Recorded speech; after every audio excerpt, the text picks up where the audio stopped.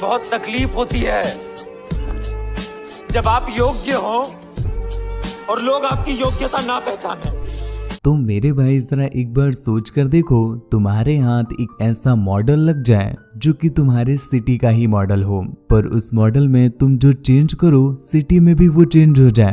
मतलब अगर तुम उस मॉडल के एक कोने में कॉफी की 2 बूंद डाल दो तो रियल वर्ल्ड में तुम्हारी सिटी में इतनी कॉफी हो जाए कि 2 हफ्ते तो कॉफी ही पीते रहो। इसके साथ साथ और भी क्या क्या अमेजिंग चीजें आप कर सकते हो, यही हमारी आज की इस मूवी में हम देखने वाले हैं। So hey there, I am Shivay and today we gonna talk about a movie called the twilight zone a small town. Movie start होती है और हमें बताया जाता है कि शहर की मेयर का रोड एक्सीडेंट हो गया है जिसमें उस बेचारी की डेथ हो गई है। ये सुनकर शहर के सभी लोग बहुत हताश हो जाते हैं क्योंकि वो एक बहुत अच्छी लेडी थी और अपने सिटीजन्स का काफी ख्याल रखती थी।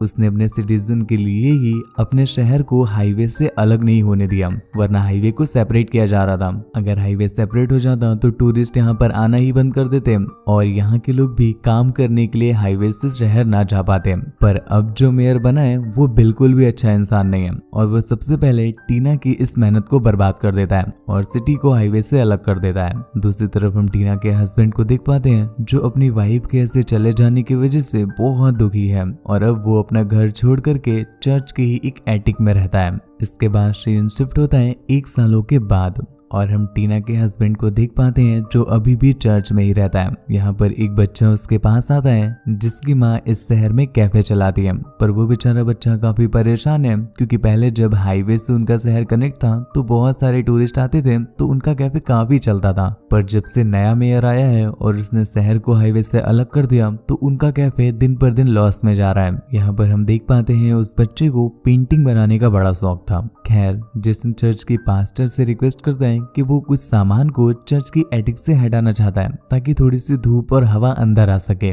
पास्टर भी इस बात के लिए उसे अलाउ कर देती है, पर इसके साथ साथ वो उसे वार्निंग देती है कि सामान काफी पुराना है तो थोड़ा आराम से हटाना। जेसन जब सामान शिफ्ट कर रहा होता है कि तभी उसकी नजर पड़ती है उसकी सिटी के एक मॉडल पर जो कि देखने में काफी पुराना लग रहा था, पर शॉकिंगली उसमें एक एक चीज अभी की अपडेटेड थी। इवन जो रोड के गड्ढे हैं वो भी करेक्ट अभी की ही सिचुएशन के हैं। और तभी उसे पास में एक की होल दिखाई देता है जिसके अंदर वो की डालकर बटन प्रेस कर देता है और तभी वो मॉडल चलने लगा। यहाँ पर उसे उस बच्चे का कैफे भी दिखाई दे रहा था, इसके साथ साथ वो चर्च को भी देख पाता है। पर तभी उसे चर्च के एटिक में किसी के होने का एहसास होता है, पर शीशा काफी गंदा था इसलिए अंदर कुछ दिखाई नहीं दे रहा था।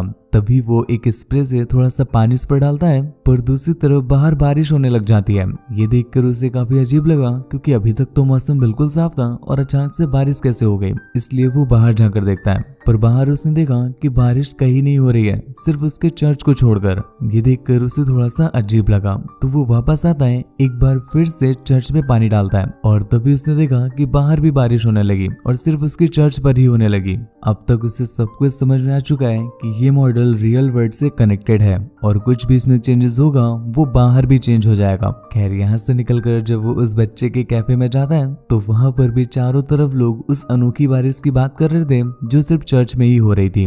इस बीच वो उस बच्चे की मॉम के मुंह से सुनता है कि मेयर के आने के बाद से पूरे सिटी की सिचुएशन ही बिगड़ गई है। रोड पे इतने गड्ढे हो रखे हैं, कोई भी डेवलपमेंट नहीं होता है, हाईवे से भी सिटी को अलग कर दिया है। इस वजह से सिचुएशन तो ऐसी आ पड़ी है कि मुझे ये कैफे ही ना बेचना पड़ जाए। ये सारी बातें जेसन अपने एक डायरी में नोट कर रहा था और आसपास के लोगों की प्रॉब्लम्स को भी वो अपनी डायरी में नोट कर लेता है और फिर वो उस डायरी को लेकर घर पर आ गया। यहाँ पर हम देख पाते हैं पता नहीं क्यों उसने अपने पास्टर की ऑरेंज नेल पेंट चुरा ली थी। अगले दिन वो बच्चा और उसकी मॉम जब अपने कैफे पर आते हैं तो वो देखकर बिल्कुल हैरान थे कि किसी ने रातों रात उनके कैफे को पेंट कर दिया था। उसके पेंट के कलर को देख करके हमें समझ में आता है कि इसलिए जेसन ने अपने पास्टर की नेल पेंट चुराई थी।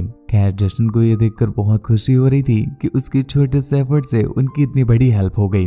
इसके बाद वो पास में ही पड़े हुए एक कंप्लेंट बॉक्स को देखता है जिसके अंदर सिटीजन्स ने मेयर के लिए बहुत सारी प्रॉब्लम्स लिख रखी थी, पर मेयर के पास तो कभी वो चिट्ठियां जाती ही नहीं थी। इस वजह से जेसन उस कंप्लेंट बॉक्स को अपने साथ ले आता है। फिर वो उन सभी की प्रॉब्लम्स को पढ़ करके उनकी प्रॉब्लम सॉल्व करने लगा। वो लोगों के घरों से कचरे को उठाता है, सूखे पेड़ों को साफ करता है, रोडों को रिपेयर कर देता है और तभी उसकी नजर पड़ती है एक भूखे डॉग पर। तो वो उसके लिए एक हड्डी का टुकड़ा रख देता है, पर वो हड्डी का टुकड़ा तो रियल लाइफ में इतना बड़ा था। ऐसा डेवलपमेंट देख करके लोग बहुत खुश होते हैं और उन्हें खुश देख करके जेसन बहुत खुश होता है कि चलो वो लोगों की हेल्प कर पा रहा है। इसके बाद वो एक बड़ा सा साइन लगाता है जो कि हाईवे के दूर से ही टूरिस्ट को दिखाई दे, और ऐसा होता भी है। टूरिस्ट उस साइन से काफी अट्रैक्ट होते हैं और अब एक बार फिर से उनकी सिटी में टूरिस्ट आने लग गए थे। इससे आसपास के लोगों को काफी फायदा होता है। पर अगले दिन जेसन को पता चला कि लोग इस चीज का क्रेडिट मेयर को दे रहे हैं, क्योंकि उन्हें ये लग रहा था कि ये सब कुछ मेयर कर रहा है और मेयर तो है ही बुरा। वो इस बात का क्रेडिट ले भी लेता है और चारों तरफ अपनी वाहवाह करवाने लगता है। ये देखकर जेसन को बहुत बुरा लगा, तो वो उससे बदला लेना चाहता था। इसलिए अगले दिन वो मेयर की गाड़ी पर एक पत्थर फेंक देता है। तभी हम देख पाते हैं एक बड़ा सा मेटेरॉइड मेयर की गाड़ी में जा गिरा। अगले दिन मेयर ने जो अपनी गाड़ी की ऐसी हालत देखी तो उसका गुस्सा बर्दाश्त नहीं होता, और तभी वो नोटिस करता है कि वो बच्चा उसकी कार की ऐसी हालत की पेंटिंग बना रहा है। तो उसे ये लगा कि शायद उसने ही ये हाल किया है, इसलिए वो गुस्से में उसे भला बुरा कहने लगता है। पर तभी उसे याद आया कि वो मेयर है और वो अपने सिटीजन्स के बीच में है। तो अगले ही पल वो गिरगिट जैसा बदल जाता है और हंसते हंसते लोगों से बात करने लगता है। पर जेसन को लगता है कि शायद उसने अभी कुछ अच्छा सबक नहीं सिखाया, इसलिए अगले दिन जब वो मेयर को घर पर वापस जाते देखता है तो उसके ऊपर एक स्पाइडर छोड़ देता है जो रियल लाइफ में बहुत बड़ा था।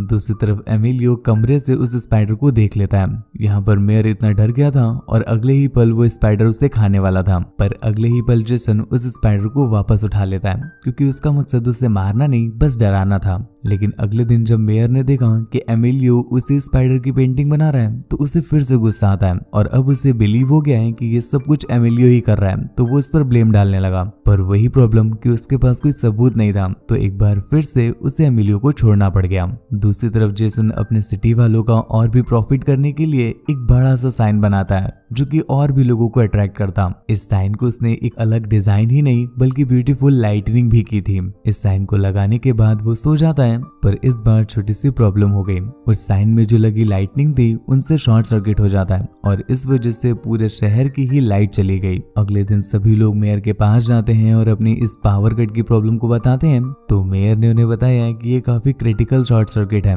इससे रिपेयर होने में एक हफ्ते से ज्यादा का टाइम लगेगा। ये बात सुनकर आसपास के लोग भड़क जाते हैं कि एक हफ्ते तक वो वेट क्यों करेंगे। अब उन्हें ऐसा लगने लगा है कि मेयर ने ही उस बोर्ड को लगाकर गलती की। अगर मेयर उस बोर्ड को ना लगाता तो शॉर्ट सर्किट कभी होता ही नहीं। इस बात को लेकर वो मेयर पर चढ़ने लगते हैं। अब मेयर को समझ में आ गया है कि अगर उसने इन्हें क्लियर नहीं किया तो ये लोग तो उसकी सरकार ही गिरा देंगे, इसलिए वो उन्हें सब कुछ सच सच बता देता है कि अभी जितने भी डेवलपमेंट्स हो रहे हैं वो उसने नहीं किए हैं बल्कि वो कोई और कर रहा है और मेयर तो बस उनका क्रेडिट खा रहा है। पर इस बात पर किसी को विश्वास ही नहीं होता। तो मेयर अपनी जान बचाने के लिए उनसे दूर भागने लगा। वो लोग जब मेयर का पीछा कर रहे थे कि तभी मेयर एक बार फिर से एमिलियो के पास पहुंच जाता है और यहाँ पर भी एमिलियो उसी साइन की ड्राइंग बना रहा था। ये देखकर उसे बहुत गुस्सा आता है और वो उन सभी के सामने एमिलियो को बुरा भला कहने लगता है। अब तक मेयर के सब्र का बांध टूट चुका था और वो एमिलियो को सजा देना चाहता था।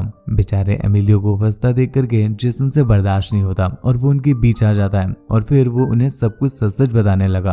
पहले तो कोई भी उस पर बिलीव नहीं करता, तो जेसन उन्हें बिलीव दिलाने के लिए अपने मॉडल में 2-4 माचिस की तीलियां जलाता है, जिस वजह से शहर में एक बड़ी सी बॉनफायर लग गई। अब जाकर सभी को बिलीव हो जाता है, पर मेयर को तो ये देखकर भी लालच आने लगा था और वो डिसाइड करता है कि वो इस मॉडल को उससे चुरा लेगा। पर जेसन को ऑलरेडी मेयर के सारे इरादों के बारे में पता है, तो वो उसे मॉडल कहीं भी नहीं ले जाने देता। मेयर अपनी मीठी मीठी बातों से पहले उस मॉडल को छीनने की काफी कोशिश करता है, पर जेसन किसी भी कंडीशन में वो मॉडल देने के मूड में नहीं था। अब मेयर को गुस्सा आ गया तो वो जबरदस्ती उससे मॉडल छीनने लगता है। इस वजह से मॉडल हिलने लगा और दूसरी तरफ सिटी में भी भूकंप आ जाता है। देखते ही देखते वो मॉडल बुरी तरह से टूट गया और इस वजह से सिटी तबाह हो जाती है। अगले दिन सुबह हमें पता चलता है कि जनता ने उससे मेयर के पद से हटा दिया है और अब वो लोग जेसन को मेयर बनाना चाहते हैं। जेसन उन्हें विश्वास दिलाता है कि वो कुछ ना कुछ जरूर करेगा और उनकी सिटी को एक बार फिर से रिपेयर करके पहले जैसा बना देगा। पर यहाँ पर प्रॉब्लम ये है कि पूरी सिटी ही तबाह हो गई है, तो ऐसे में वो फंड लाएंगे कहाँ से। पर तभी एमिलियो की नजर पड़ती है एक बड़ी सी गोल्ड रिंग पर एक्चुअल में पिछले दिन जब मेयर से लड़ाई हो रही थी तभी गलती से वो गोल्ड रिंग उस मॉडल में गिर जाती है और इस सिटी में आने की वजह से वो इतनी बड़ी हो गई। इस गोल्ड रिंग को बेचकर उन्हें इतना पैसा मिलेगा कि वो लोग आराम से सिटी को रिपेयर कर पाएंगे। और इसी के साथ ये मूवी यहीं पर एंड हो जाती है। तो दोस्तों आप मुझे बताओ, क्या आपके हाथ कभी ऐसा मॉडल लगा तो तुम सिटी में सबसे पहला चेंज क्या करना चाहोगे? अपना आंसर नीचे कमेंट करके जरूर बताना। आपके विचार जानकर हमें बड़ा मजा आता है। चैनल को सब्सक्राइब कर लो ऐसी ही और भी ज्यादा इंटरेस्टिंग मूवीज के लिए। और मुझसे बात वगैरह करनी हो या मुझे देखना चाहते हैं तो आप इंस्टाग्राम पर आ सकते हैं या मैं आपको यही मिल जाऊंगा यूट्यूब के नुक्कड़ वाले व्लॉग में। दोनों का ही लिंक मेरे डिस्क्रिप्शन में दिया हुआ है। तो अपना प्यार और सपोर्ट जरूर दिखाइएगा क्योंकि हम आपके प्यार और सपोर्ट के बहुत बड़े फैन हैं। धन्यवाद।